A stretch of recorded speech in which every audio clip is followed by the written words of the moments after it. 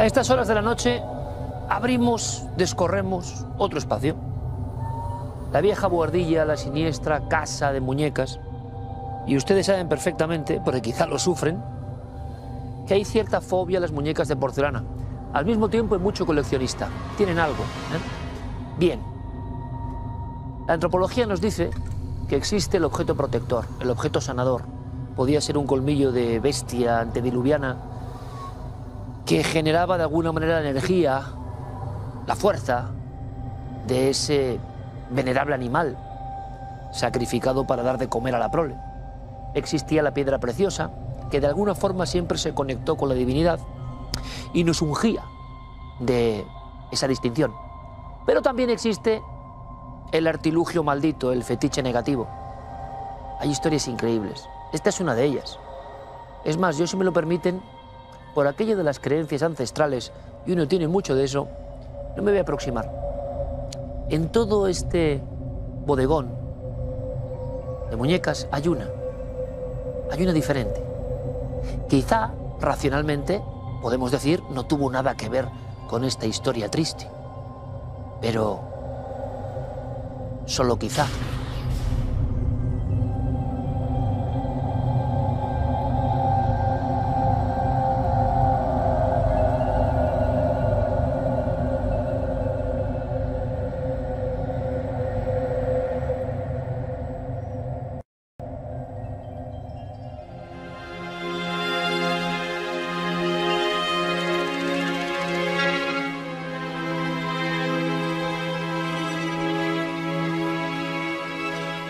Pese a haber nacido el mismo día, mes y año que Pablo Ruiz Picasso, la vida del pintor antequerano José María Fernández corrió una suerte bien distinta.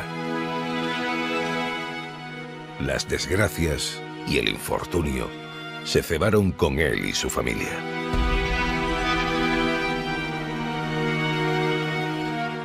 Estamos ante un artista que no llega a triunfar en la vida por una serie de circunstancias. Su formación, salvo en la escuela, es autodidacta. Va a viajar, va a conocer, va a contactar con una serie de artistas de la época, de personajes muy vinculados todos, tanto al mundo de la cultura, al mundo humanístico, como al mundo de la creación artística. Se va a formar. Y en un momento determinado para en Barcelona, donde conoce a su mujer, a Rosario, con la que contraerá matrimonio.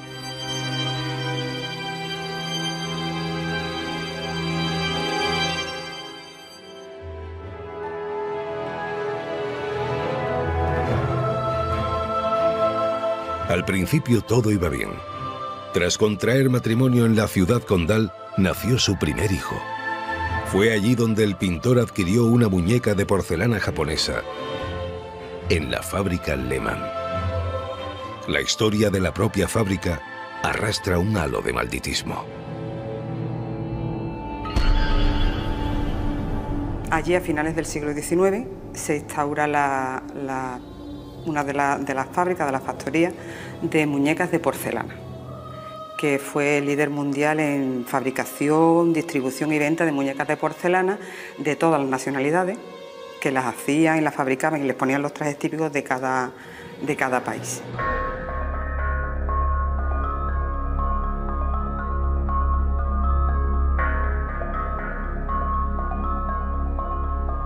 Era una fábrica alemana de origen judío, regentada por un matrimonio que ya tenía otra en Nuremberg. Cuando llegó la Segunda Guerra Mundial, la fábrica de Alemania fue clausurada. La mayoría de los miembros de la familia fueron encerrados en campos de concentración y posteriormente fueron asesinados. Pero la fábrica de Barcelona se mantuvo hasta la llegada de la Guerra Civil Española. Cuando llega la Guerra Civil Española, esa fábrica se la expropian porque tenían que fabricar utensilios, cucharas, platos, cuchillos para el régimen republicano. Entonces ya se abandona lo que es la fábrica de muñecas y nunca más se volvieron a fabricar muñecas de porcelana. Pero hay otra intrahistoria que poca gente conoce, que en ese lugar donde estaba la fábrica de muñecas Lehmann, debajo había un cementerio de monjas. Durante la época que se estaba fabricando las muñecas, algunas de las muñecas fueron consideradas malditas, que tenían como malfario, y ese malfario se trasladaba a las casas o a los dueños de las casas donde se adquirían esas muñecas. Una de esas muñecas, en particular una japonesa, es la que llegó al entonces hogar nómada del pintor antequerano José María Fernández.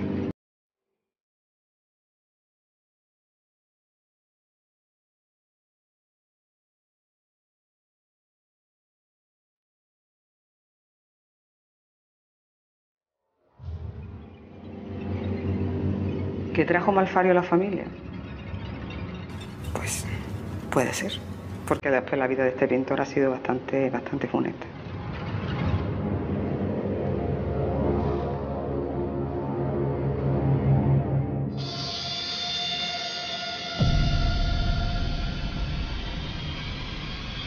A raíz de la llegada de la muñeca japonesa a su hogar, algo cambió.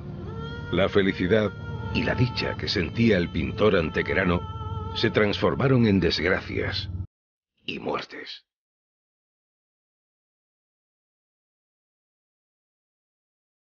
Justo en el momento en el que adquiere la muñeca, en ese momento en el que es un hombre que viene de hacer un viaje maravilloso, que acaba de casarse, que tiene un hijo, empiezan los problemas. Se ve sobre todo reflejado al principio en el ámbito de lo económico. Él empieza a flaquear, el bolsillo empieza a flaquear y por lo tanto se traslada de Barcelona a Madrid, donde nacería otro de sus hijos. Pero claro, fueron las cosas tan mal económicamente que de ahí se va replegando y regresa a su provincia natal, que es Málaga.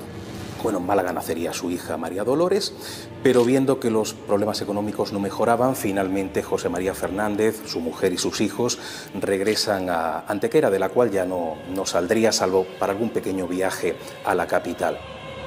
En el año 1917, Rosario, su esposa, empieza a mostrar síntomas de tuberculosis, que además en aquel entonces era una enfermedad sinónimo de muerte. Pero no solamente eso, a partir de ese instante los problemas económicos empiezan también a empeorar, también en Antequera. Ella tiene un hijo, Rosario tiene un hijo, Leocadio, y la mujer fallece en ese año 1917.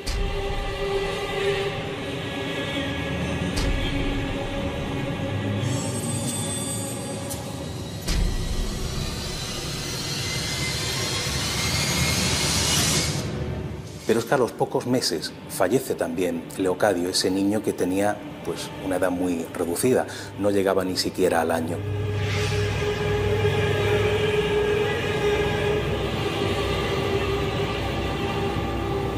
Muy pocos años después, Emilio, su hijo, empieza a mostrar también síntomas de tuberculosis. Claro, el padre, sabiendo lo que se le venía encima, empieza a preocuparse muchísimo, pero no se puede hacer nada. En 1925 termina falleciendo.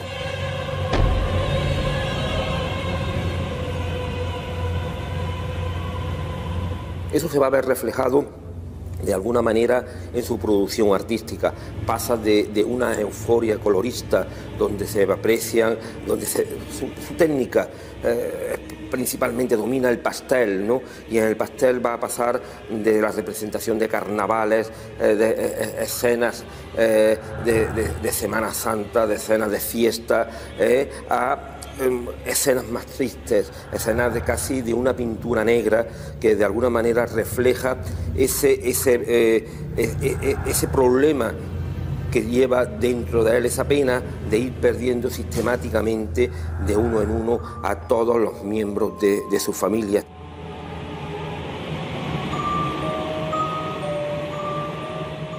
Pero es que poco tiempo después, su hija María Dolores, su única niña, también muestra síntomas de esa terrible enfermedad. Y la chiquilla estaba en cama. Los médicos le habían aconsejado a su padre que no la desplazara a ningún lugar, que cualquier tipo de movimiento, de esfuerzo físico podía ser nefasto. Y aún así, José María tuvo que pasar por un desahucio.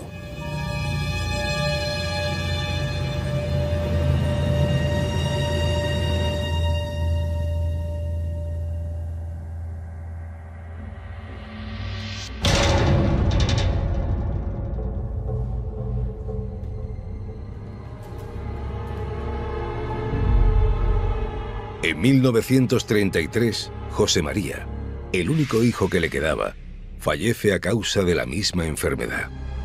El pintor se queda solo, sin trabajo, malviviendo en un hotel, hasta que en 1947 muere de igual forma que el resto de su familia. A su entierro solo acudieron 3 personas. Pero la desgracia siempre ha sido algo que le ha perseguido. Piensa, por ejemplo, que cuando el intento de la ciudad de proyectar fuera de Antequera la figura de José María Fernández, en los últimos años ha sido muy reciente, fue antes de empezar la pandemia. El 2020 consigue montar una exposición de José María Fernández en Matadero de Madrid, uno de los sitios más concurridos a nivel intelectual que hay hoy día. 7 días después de inaugurar la exposición, se declara el estado de alarma y se bloquea la posibilidad de que esa exposición pueda ser visitada. Parece como una maldición que persigue al artista, ¿no?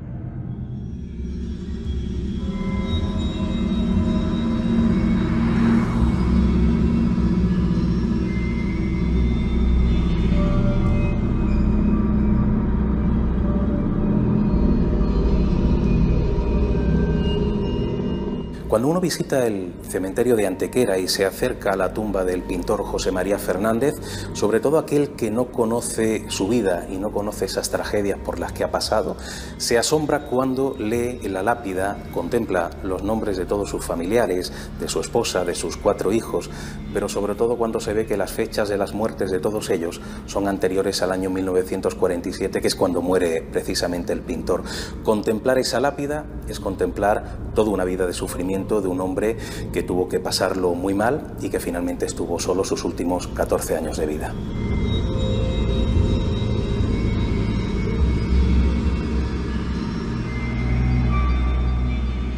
¿Tuvo algo que ver la muñeca japonesa con el infortunio que persiguió a José María Fernández?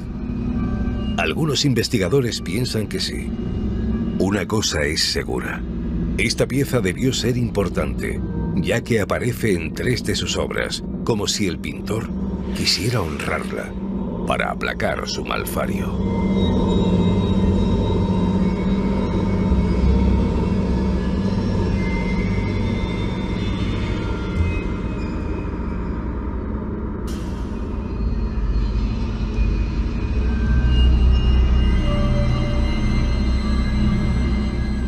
Hoy descansa en el Museo de la Ciudad de Antequera, en el interior de una urna, donde tal vez no quiera ser molestada.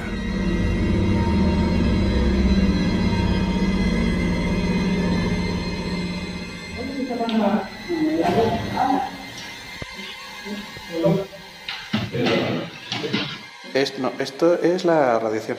La radiación. Es rarísimo porque tenemos un electrógeno que arranca cuando... Hostias. ¿Pero ha subido? Sí, sí. Sí, está subiendo la radiación.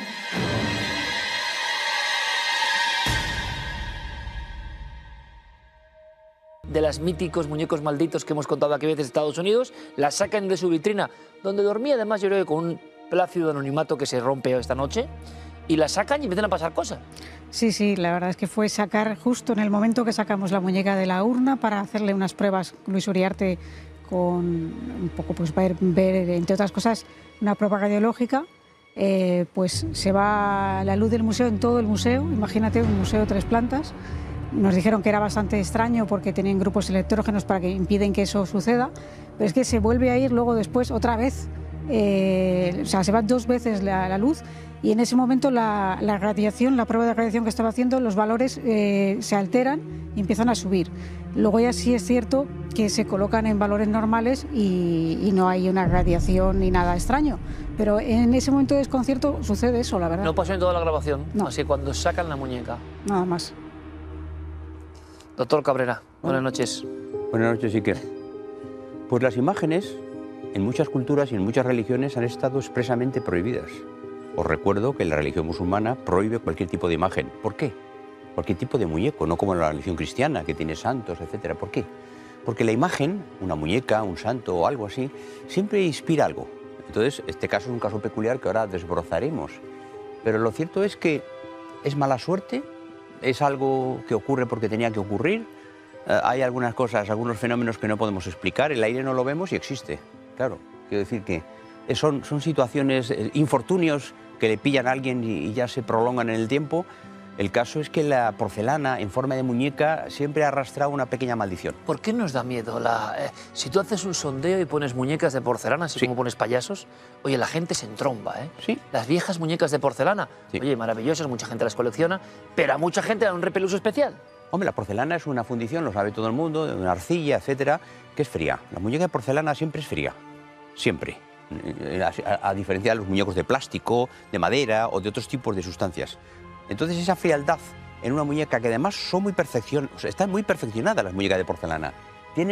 Los ojos están con muchos colores, es una muñeca muy humana, entre comillas, ¿eh? Hombre, se sabe que es una muñeca, pero es una muñeca que inspira algo. A eso hay que añadirle la cultura del cine. La cultura del cine ha golpeado a la opinión pública, pues la muñeca diabólica, el exorcista, el no sé qué, todas esas cosas, y la gente ha asumido eso como que estos personajillos así artificiales, en forma de muñeca, pues pudieran simular, pudieran generar algún tipo de problema inconsciente que la gente tenga. Es decir, si tú eres una persona un poquito dubitativa o tienes algún miedo y te cascan una muñeca o un muñeco o algo así, eso puede generar en ti un cambio de tu personalidad o de tu forma de ser. Doctor, la sugestión sobre el que se cree con un gafe, esto puede parecer ancestral, pero sigue existiendo. Buah. Vamos a ver.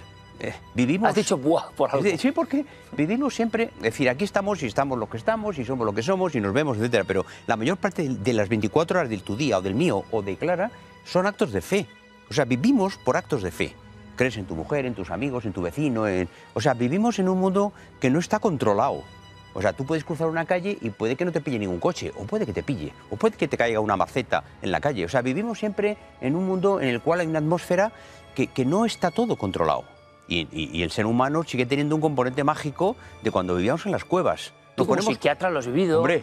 Mucha gente todavía le provoca miedo elementos coyunturales de objetos, bueno, el tabú, el gafe. Porque el componente de lo desconocido, de la magia, del misterio, o como decía Chesterton, quien no cree en Dios, a mí no me preocupa. Me preocupa que el que no cree en Dios cree en cualquier cosa. Es decir, todo el mundo cree en algo. Es decir, crees en las brujas, crees en no sé qué, en tal. Puedes creer o no en lo que sea, pero eso te perturba. Porque tenemos siempre en nuestro cerebro ancestral, con una memoria colectiva de miles y millones de años, tenemos una zona negra que es mágica. ¿Has conocido personas que tienen todavía este miedo, por ejemplo, a objetos, a cosas que saben que les han traído mala suerte? Personas que también, menuda gracia, que te caiga el San Benito de persona que da mala suerte. Y eso existe. Existe. Y yo no sé si la mala suerte... Bueno, os recuerdo que Aristóteles, que era un hombre racional, decía que una de las causas era la suerte. La causa eficiente, la causa formal, la causa material y la suerte, el azar. Como un elemento... El azar era una causa. Eso para Aristóteles, al loro. No estoy hablando de un despelotado. Y entonces quiero decir, ¿el azar existe? Sí, el azar existe. El destino quizá exista. Yo creo que el destino es el carácter del ser humano. Pero yo estoy seguro que hay elementos que no controlamos. Muchos más de los que controlamos. Este otro Picasso, entre comillas, entiéndanme, porque nace el mismo día, nace en el sur de España, se cumple el centenario y es la cara opuesta. Me estoy imaginando, Clara, lo que tuvo que ser la vida de este hombre, o sea, el aguante psicológico de este hombre, que se le ha muerto toda la familia de lo mismo. Y ahí seguía la muñeca, que la leyenda popular o no tan popular asocia un poco a su mala suerte. Él la sigue reflejando una y otra vez en sus cuadros. Hay un plano que es tremendo, ¡pum!, cuando parece que no está, y está. Pero, o sea, ¿cómo pudo ser el final de este hombre desahuciado? Un hombre que además dio muestras de inteligencia, creo que en algunas pinturas hay bastante fuerza y un estilo curioso, pero que sabemos que como cronista también tuvo sus problemas. Sí, porque él fue cronista de la ciudad de Antequera y también fue archivero y desempeñó su labor con cierto reconocimiento, pero aún así, y sin que me dé una explicación, lo echan del trabajo. Y tú fíjate que hemos visto la lápida. Curiosamente, en la lápida no aparece como pintor, O sea, le quitan un poco esa categoría y lo ponen como cronista de la ciudad, cuando luego le han hecho todo este desaguisado, ¿no? ¿Qué pasó con los famosos dólmenes de Antequera?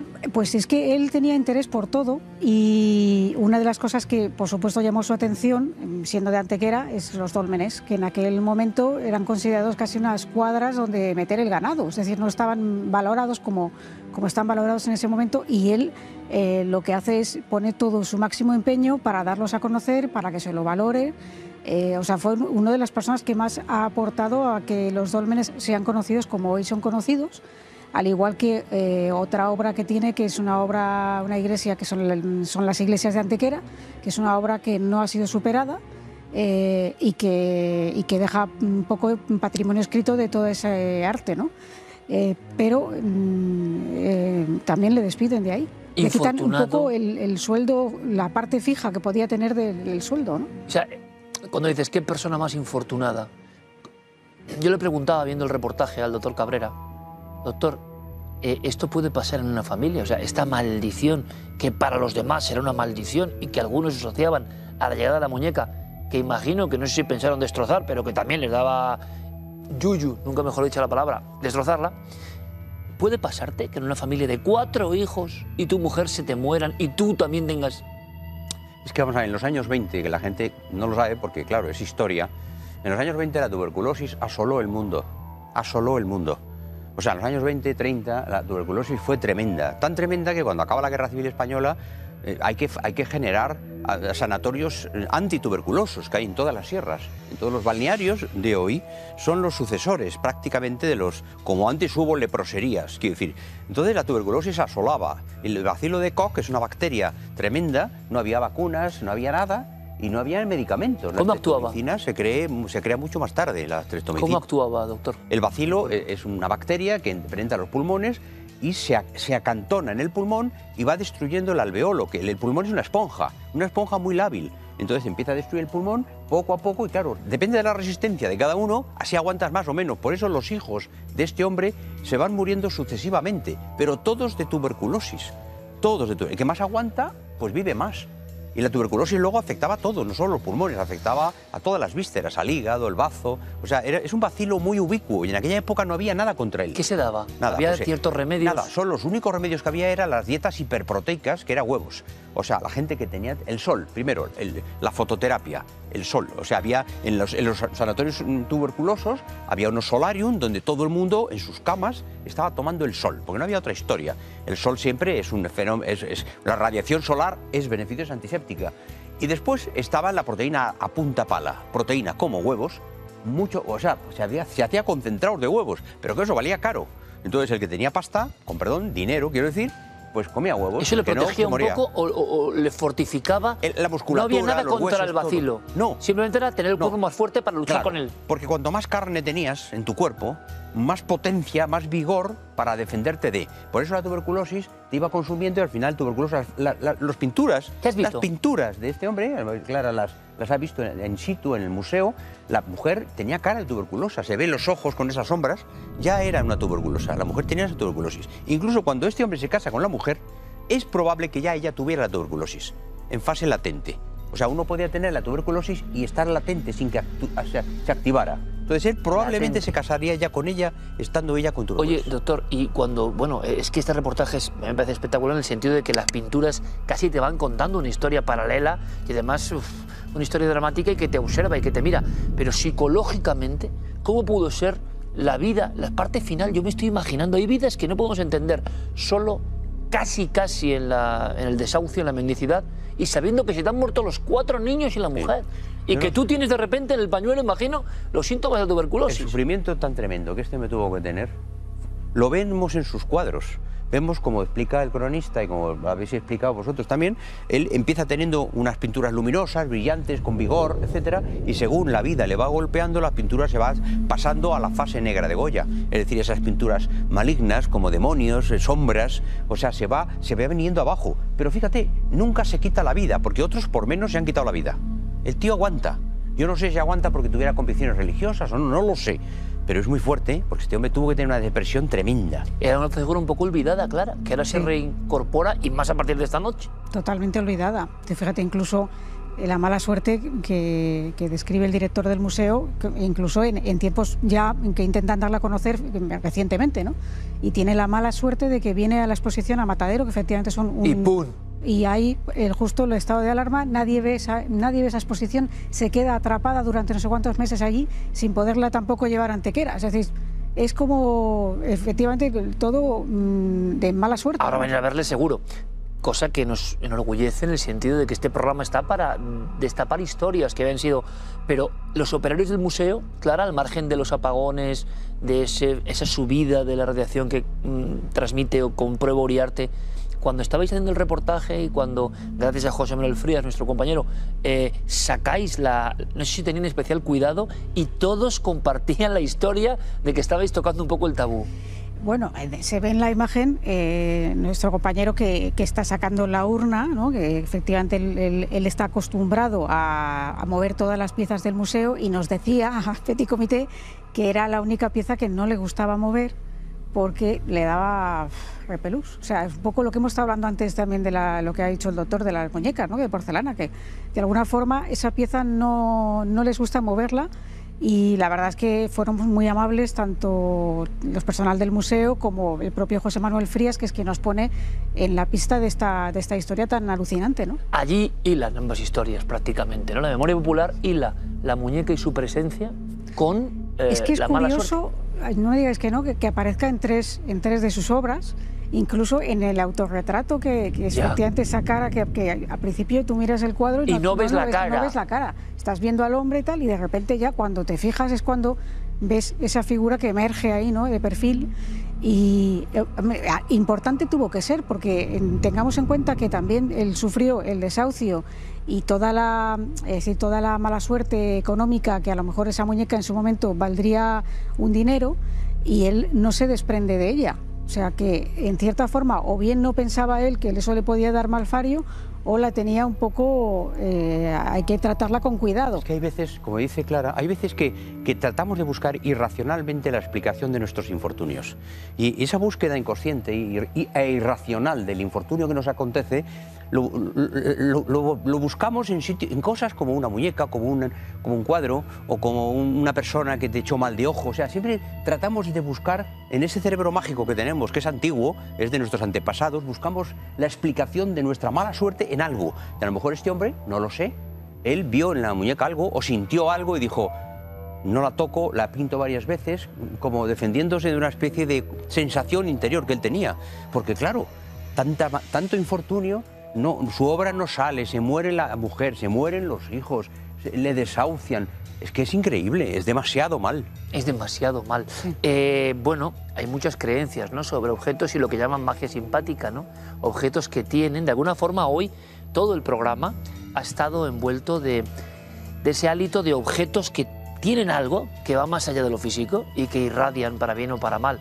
Yo recuerdo, luego lo voy a comentar, Clara, recuerdo a Antonio José Ales hablando de que en determinados, lo decía, yo no sé por qué lo decía, pero bueno, luego lo ahondaremos en ello ahí arriba, que no había que tener objetos, pues por ejemplo, una persona que acaba de fallecer y cosas así, y son creencias, desde luego, pero claro, si lo oyes y lo tienes, la sugestión ya es brutal. O los objetos que adquieres en el Monte de Piedad, que no, sabes que, claro, ¿qué historia buena no puede tener? Porque eso lo han depositado ahí por algo.